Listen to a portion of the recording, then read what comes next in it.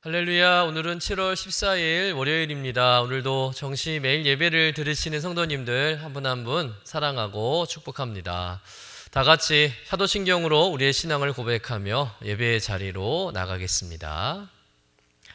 전능하사 천지를 만드신 하나님 아버지를 내가 믿사오며 그 외아들 우리 주 예수 그리스도를 믿사오니 이는 성령으로 잉태하사 동정녀 마리아에게 나시고 본디오 빌라도에게 고난을 받으사 십자가에 못 박혀 죽으시고 장사한 지 사흘 만에 죽은 자 가운데서 다시 살아나시며 하늘에 오르사 전능하신 하나님 우편에 앉아 계시다가 저리로서 산 자와 죽은 자를 심판하러 오시리라.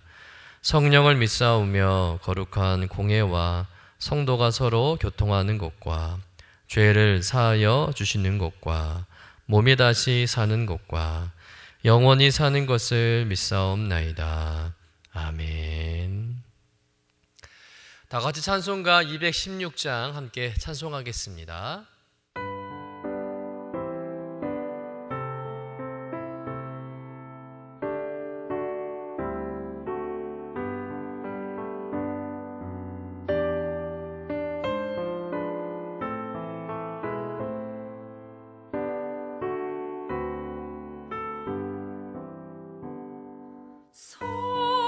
성자의 귀한 몸 날 위하여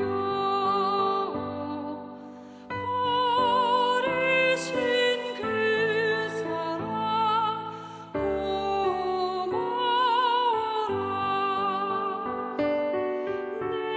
내 머리 숙여서 주님께 빌는 말 너무 주님께 바치리까.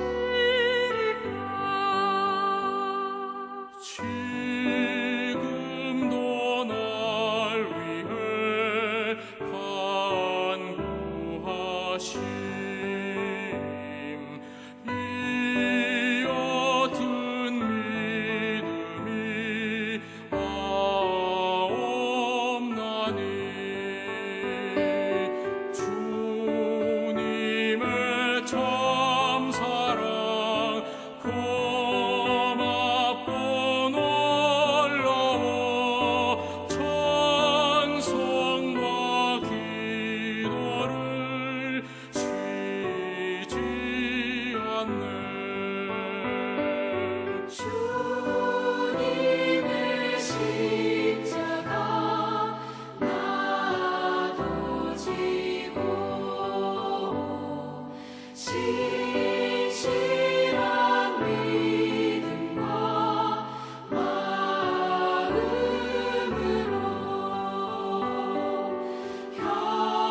형제의 사랑과 친절한 위로를 네게나 베풀게 하옵소서. 만 가지 은혜를 받았으니 내 평생 슬프나 즐거우나 이 몸을 온전히 주님께 바쳐서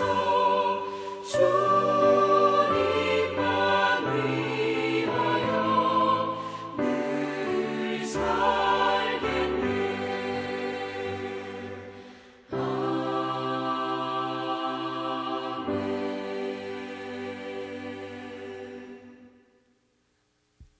오늘 우리에게 주시는 하나님의 말씀은 디모데전서 5장 1절에서 7절까지의 말씀입니다. 함께 받들어 읽겠습니다. 늙은이를 꾸짖지 말고 권하되 아버지에게 하듯 하며 젊은이에게는 형제에게 하듯 하고 늙은 여자에게는 어머니에게 하듯하며 젊은 여자에게는 온전히 깨끗함으로 자매에게 하듯하라. 참 과부인 과부를 존대하라. 만일 어떤 과부에게 자녀나 손자들이 있거든 그들로 먼저 자기 집에서 효를 행하여 부모에게 보답하기를 배우게 하라. 이것이 하나님 앞에 받으실 만한 것이니라. 참 과부로서 외로운 자는 하나님께 소망을 두어 주야로 항상 간구와 기도를 하거니와 향락을 좋아하는 자는 살았으나 죽었느니라. 내가 또한 이것을 명하여 그들로 책망받을 것이 없게 하라. 이는 하나님의 말씀입니다. 아멘. 지금 디모데가 목회하고 있는 에베소 교회는 유대인뿐만 아니라 이방인들이 함께 섞여 신앙생활하고 있는 다문화 공동체였습니다. 즉 각기 다른 세대와 또 문화적 배경을 가진 사람들이 예수 그리스도를 믿음으로 한 공동체 교회를 이루게 된 것이죠. 그런데 이렇게 여러 문화와 세대들이 함께 어우러지다 보면 분명히 부딪히는 일이 생기기 마련이죠. 왜냐하면 살아온 환경이나 또 가치관이나 질서나 문화가 제각기 다르기 때문입니다. 오늘날 교회도 보면 각양각색의 사람들이 함께 모여 신앙생활하고 있는 것을 볼 수가 있습니다. 나이도 천차만별이죠. 학력도 다 다르고 부유한 사람, 가난한 사람, 태어났을 때부터 본교회만 다닌 사람, 또 이사와서 교회 등록한 사람, 성격이 급한 사람, 성격이 느긋한 사람, 또 진보적인 사람, 보수적인 사람 등등 정말 각양각층의 너무나 다양한 사람들이 모여서 하나의 신앙 공동체를 이루고 있다는 것이죠. 때문에 겉으로야 교회 공동체 한 일원으로 생활하겠지만 내면적으로는 서로 다른 부분들이 많기 때문에 그런 다른 점으로 인해서 보이지 않는 갈등과 의견 차이가 생길 수밖에 없는 것이죠. 그래서 교회는 참 어렵습니다. 누구에게 맞춰야 할지 참 고민이라는 거죠. 그렇다고 해서 교회가 그 다양한 사람들의 생각과 의견을 다 일일이 듣고 수용할 수도 없는 일이고 또 반대로 또 다양한 생각과 의견을 무시하고 갈 수도 없는 일입니다. 때문에 교회는 균형이 필요한 것이죠. 어느 한쪽으로 치우치면 안 된다는 것입니다. 어느 한쪽 편만 들어줘서는 안 되는 것입니다. 모두가 공평하게 누구도 소외당하지 않고 존중받고 또 사랑받으면서 그리스도를 머리로 하고 온 성도가 교회를 이루는 한 몸이라는 지체의식을 갖고 서로의 다양성을 인정하면서 하나의 통일성을 이루는 것이 가장 바람직한 교회의 모습이라고 믿습니다. 바로 목회자의 역량은 이런 다양성을 하나로 묶어내는 것인 줄로 믿습니다. 그래서 바울은 디모데전서 5장을 통해서 지금 목회자인 디모데에게 교회 안에 있는 다양한 사람들을 어떻게 하나로 묶어내고 또 그들을 어떻게 대해야 하는지에 대해서 권면하고 있는 것이죠. 그중에서 오늘 우리가 읽은 본문은 교회 안에 나이가 많은 성도들, 또 젊은 성도들, 또 과부들에 대한 태도에 대한 말씀입니다. 첫 번째로 교회 안에 나이가 많은 성도들을 대하는 태도인데요. 본문 1절, 2절 말씀 같이 읽어보겠습니다. 늙은이를 꾸짖지 말고 권하되 아버지에게 하듯하며 젊은이에게는 형제에게 하듯하고 늙은 여자에게는 어머니에게 하듯하며 젊은 여자에게는 온전히 깨끗함으로 자매에게 하듯하라. 자, 1절을 다시 보면 늙은이를 꾸짖지 말고 권하되 아버지에게 하듯하고 또 2절에 보면 늙은 여자에게는 어머니에게 하듯하며 즉 한마디로 나이가 많은 성도님들은 부모님을 대하듯 섬기라는 말씀이죠. 다시 말해서 신분 고하를 막론하고 연세가 많으신 어르신들은 늘 존경하고 공손한 마음으로 그 합당한 예우를 해드리라는 말씀입니다. 우리가 아시다시피 이 당시는 전 세계가 로마의 식민지 통치를 받는 시대죠. 로마 제국으로 통하는 시대입니다. 그 말은 모든 것이 로마의 문화와 질서를 따라야 하는 시대라는 것이죠. 그런데 로마 제국의 특징이 무엇입니까? 엄격한 계급 사회라는 것이죠. 그래서 나이보다는 계급과 신분이 더 우선시되는 사회였습니다. 수평적인 관계보다는 수직적인 관계가 더 중요한 시대였다는 것이죠. 그러다 보니 나이가 많고 연로하신 분임에도 불구하고 신분이 낮거나 계급이 낮으면 젊은 사람들이 업신여기고 함부로 대하는 일들이 많았던 것입니다. 본문의 이 꾸짖다라는 말은 헬레아 원어로 에피티마오라는 단어인데요. 주인이 노예를 향해 퍼붓는 거친 질책과 같은 것을 의미하고 있습니다. 그래서 젊은이들이 어르신들을 대할 때 그 어르신들이 나이가 많은데도 자신보다 신분이 낮고 계급이 낮으면 노예처럼 막 대했다는 거예요. 게다가 여자인 경우는 더했습니다. 당시 문화가 남성 중심의 사회였잖아요. 여자는 남자의 부속물로 생각하는 시대였기 때문에 여자들은 나이가 들어도 멸시를 당하는 겁니다. 존중받지 못하는 것이죠. 그런데 이런 풍습과 문화가 교회 안에서도 동일하게 일어났다는 거예요. 마땅히 존경받아야 할 분들인데 또 예우를 해드려야 할 분들인데 신앙적으로 보나 또 삶의 경륜으로 보나 존중해야 할 분들인데 신분이 천하다고 계급이 낮다고 여자라는 이유만으로 무시당하고 존중받지 못하는 일들이 교회 공동체 안에서 많이 일어났던 것입니다. 바울이 이런 문제를 지적하면서 교회 안에 나이가 많은 남녀 어르신들이 있으면 마치 부모님을 대하듯 깍듯이 모시고 섬기라는 권면을 하고 있는 것이죠. 신분 계급을 떠나서 교회 안에서는 예의를 지키고 존경하라는 것입니다. 여러분, 인생에는 순리라는 것이 있다고 합니다. 국어사전을 보면 이 순리를 해석할 때 도리나 이치에 순종하는 것으로 정의합니다. 어떤 분은 인생의 순리에 대해서 그 순리가 바로 나이라고 말씀하시는 분들도 있어요. 저도 그 말이 공감이 됩니다. 왜냐하면 저도 나이가 들면서 조금씩 알아가는 것이 많기 때문이죠. 사람들은 나이가 무슨 깡패냐, 나이가 무슨 권세냐라고 비꼬아 말을 할 때도 있겠지만 나이가 많으신 어르신들은 이 세상을 먼저 살아온 경륜만으로도 얼마든지 존경받아야 마땅한 분들이라고 생각합니다. 또한 신앙에 있어서도 나이는 결코 무시할 수 없는 것이죠.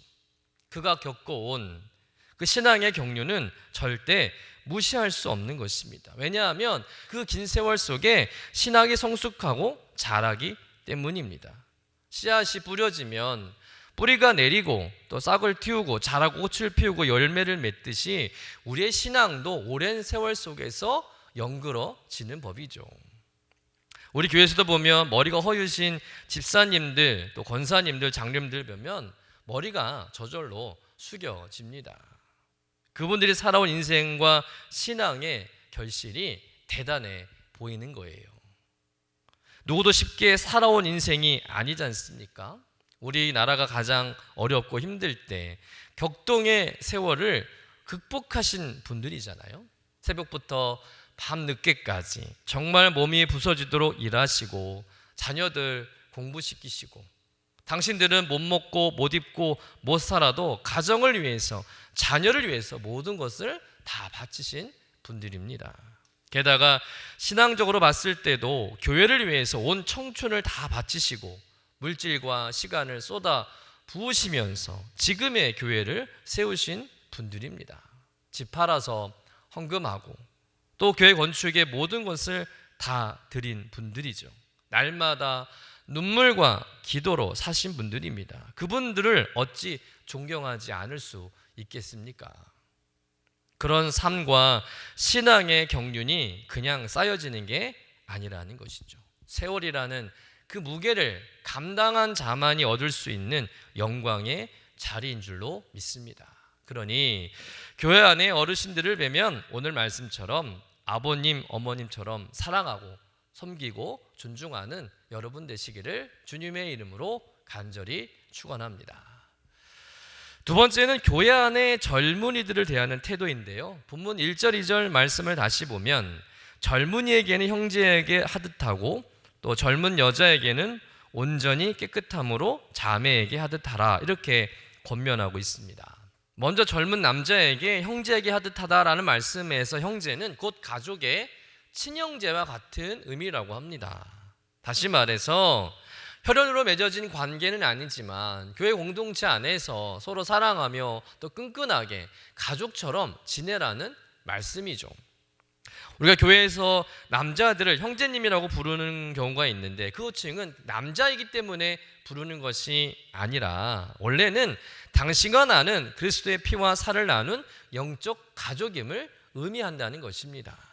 그러니 남처럼 생각하는 것이 아니라 가족처럼 여기고 서로를 사랑하고 이해하면서 더 친밀한 관계를 유지하라는 말씀이죠. 두 번째로 젊은 여자에게는 온전한 깨끗함으로 자매에게 하듯하라 권면하고 있는데요. 여기서 자매란 말 역시 형제란 말과 같이 가족이라는 의미로 해석될 수가 있습니다. 젊은 여자 역시 예수님 안에서 한 가족 같은 존재라는 것이죠. 그런데 오늘 말씀해 보니까 자매라는 말 앞에 조건이 하나 더 붙어 있죠. 온전한 깨끗함으로 라는 말이 있는데 요새 깨끗함이라는 것은 음욕을 품지 말고 죄를 멀리하며 절제하여 오해가 생기지 않도록 젊은 여자들을 대하라 라는 의미가 있다고 합니다. 사도 바울이 디모데에게 이렇게 젊은 여성들에 대해서 주의를 주는 이유는 디모데가 목회를 하면서 디모데 역시 바울의 영향으로 결혼도 하지 않고 독신으로 사역하고 있는데 게다가 디모데의 나이가 30대 초반입니다. 정말 혈기왕성한 때 아니겠습니까? 그래서 디모데가 혹여라도 젊은 여성들을 대함에 있어서 불순한 마음이나 잘못된 마음으로 대하지 않을까 염려되어 권면하는 이야기죠. 실수하지 말라는 것입니다. 교회 안에 젊은 여성들을 가족처럼 대하면서 모두가 소중히 지켜야 할 영적 가족임을 잊지 말라는 것이죠. 특별히 오늘 젊은이에 대한 말씀을 묵상하면서 요즘 교회 안에 청년들에 대한 생각을 좀 하게 되었는데요. 지금 보면 교회 안에 청년들이 점점 사라지고 있습니다. 물론 사회적인 현상도 있겠지만 청년 세대들을 수용하지 못하는 어른 세대들 때문에 또 너무 권위적이고 변화에 경직된 교회 구조 때문에 청년들이 자기들이 맞는 곳으로 떠나가는 경향이 있습니다. 그런 일이 우리 교회에서는 일어나지 않도록 청년들을 품어낼 수 있는 교회가 되었으면 좋겠습니다. 그런 면에서 우리 교회는 참 잘하고 있다고 생각합니다. 청년들의 생각을 많이 존중해 주시고 또 청년들이 마음껏 활동할 수 있도록 많은 관심을 가져주시고 또 아낌없는 후원을 해주고 계십니다. 너무나 감사한 일이죠. 여러분 젊다고 어리다고 함부로 대하지 마시고 젊음이라는 에너지를 긍정적으로 봐주면서 청년들이 교회에서 마음껏 생각을 키우고 발산하고 꿈을 이루어갈 수 있도록 도와주는 우리 큰 믿음 유신교회가 되어야 할 줄로 믿습니다. 세 번째로 과부들에 대한 태도인데요. 과부에 대한 권면은 3절부터 16절까지 상당히 자세하게 권면하고 있습니다. 왜 바울은 과부에 대해서 이렇게 많은 이야기를 하는 것일까? 그것은 당시 로마 제국 사회의 특징 때문이라는 것이죠. 당시 로마는 세계를 정복하는 전쟁을 많이 수행해 했고 그 전쟁으로 인해서 남편을 잃은 미망인들, 과부들이 상당히 많았다는 것입니다. 거기에 남성 중심의 사회였기 때문에 남편과 사별한 아내는 어디 한 곳 의지할 것 없이 사회적인 지위나 경제력까지 잃는 경우가 많았던 것이죠. 어떻게 보면 공동체에서 가장 약자에 속하는 사람들이 과부였던 것입니다. 그래서 하나님께서도 구약의 율법에 보면 언제나 고아들과 과부들을 도와주라고 말씀하지 않으셨습니까? 그런 말씀의 기초에서 당시 사회적 약자에 해당하는 과부에 대해서 더 특별한 관심과 돌봄이 필요하다는 것을 디모데에게 권면하고 있는 것이죠. 그런데 특이한 것은 바울은 과부라고 해서 다 동일하게 대하고 보는 것이 아니라 생활 환경에 따라서 또 나이에 따라서 과부를 구분하고 그에 맞게 섬기라고 권면하고 있다는 거예요. 우리 본문 3절부터 6절 말씀 같이 한번 읽어보겠습니다. 참 과부인 과부를 존대하라. 만일 어떤 과부에게 자녀나 손자들이 있거든 그들로 먼저 자기 집에서 효를 행하여 부모에게 보답하기를 배우게 하라. 이것이 하나님 앞에 받으실 만한 것이니라. 참 과부로서 외로운 자는 하나님께 소망을 두어 주야로 항상 간구와 기도를 하거니와 향락을 좋아하는 자는 살았으나 죽었느니라. 바울의 이 말씀에 보면 우선순위로 돌봐야 할 참 과부가 있다고 말씀하고 있어요. 여러분, 참 과부는 어떤 과부일까요? 첫째는 의지할 가족이 없는 자. 남편뿐만 아니라 자녀나 손자 등 가까운 가족이 없어서 정말 의지할 곳 없는 사람을 의미한다는 것이죠. 두 번째는 하나님께 소망을 두고 사는 자. 외적으로는 의지할 사람이 없지만 내적으로는 하나님께 의지하며 사는 과부를 말합니다. 물질적, 사회적 고립 속에서도 믿음으로 살아가는 경건한 사람을 의미한다는 것이죠. 세 번째는 주야로 항상 간구와 기도에 힘쓰는 자. 단지 도움이 필요한 존재를 넘어서 신앙적으로도 본이 되는 삶을 사는 사람을 말하는 거예요. 기도와 간구, 즉 영적인 헌신이 있는 사람을 말하는 것입니다. 한마디로 가족도 없이 외롭고 힘겹게 홀로 살아가지만 다른 사람들에게 신앙의 본이 되고 또 힘들지만 꿋꿋하게 믿음으로 살아가는 신실하고 경건한 과부들을 참 과부라고 명하면서 교회가 그들을 잘 구별해서 도와주라고 말씀하고 있는 거예요. 무조건 과부라고 도와주지 말고 가족이 있는 경우는 가족이 우선적으로 책임지게 하고 진짜로 도움이 필요하고 하나님 앞에서 경건하게 살아가는 참 과부들을 잘 분별해서 도우라는 것이 사도 바울의 가르침이라는 것이죠. 여러분, 돕는다는 것이 항상 선한 결과를 낳는 것은 아닙니다. 도움이 복이 되기 위해서는요, 먼저 분별력이 있어야 한다는 겁니다. 그리고 도움받는 자의 신앙과 삶의 태도도 중요하다는 것이죠. 바울은 이것을 참 과부라는 개념을 통해 아주 실제적이고 공동체적인 기준을 제시해 주고 있는 것입니다. 오늘 우리 시대에도 교회 안에는 여러 가지 연약함과 외로움 속에 살아가는 분들이 많습니다. 우리는 그분들을 무심하게 지나치는 것이 아니라 그들의 사정과 형편을 잘 살펴서 또 진정으로 필요한 도움이 무엇인지를 분별해서 사랑과 책임으로 따뜻하게 돌보는 공동체가 되어야 할 줄로 믿습니다. 여러분, 교회 안에 많은 다양한 성도들이 있지만 그 모든 성도님들은 한 사람 한 사람 예수 그리스도의 피로 사신받은 우리의 형제요 자매인 줄로 믿습니다. 우리의 아버지시고 우리의 어머니라는 거예요. 우리 모두는 영적인 가족이라는 것입니다. 또한 교회는 사랑으로 연결된 가족 공동체로서 그리스도의 몸으로서 서로 모든 지체가 귀하게 여기며 섬기는 곳이 되어야 할 줄로 믿습니다.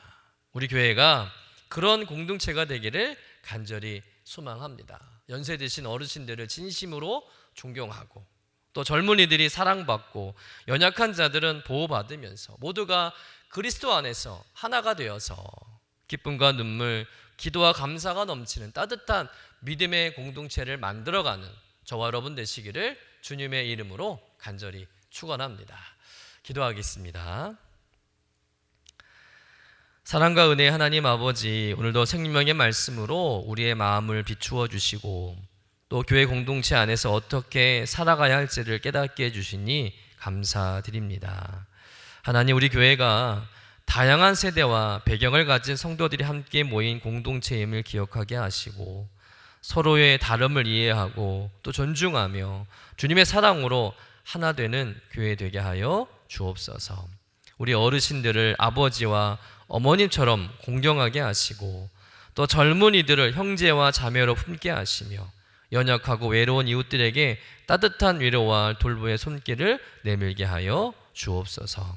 주님, 교회가 단지 건물이나 조직이 아니라 예수 그리스도의 피로 맺어진 거룩한 가족임을 잊지 않게 하시고 우리 모두가 서로를 위해 기도하고 섬기며 살아가는 사랑의 공동체 되게 하여 주옵소서.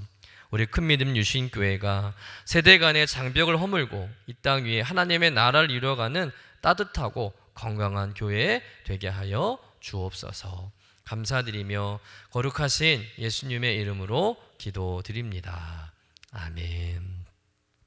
하늘에 계신 우리 아버지여, 이름이 거룩히 여김을 받으시오며 나라가 임하시오며 뜻이 하늘에서 이루어진 것 같이 땅에서도 이루어지이다.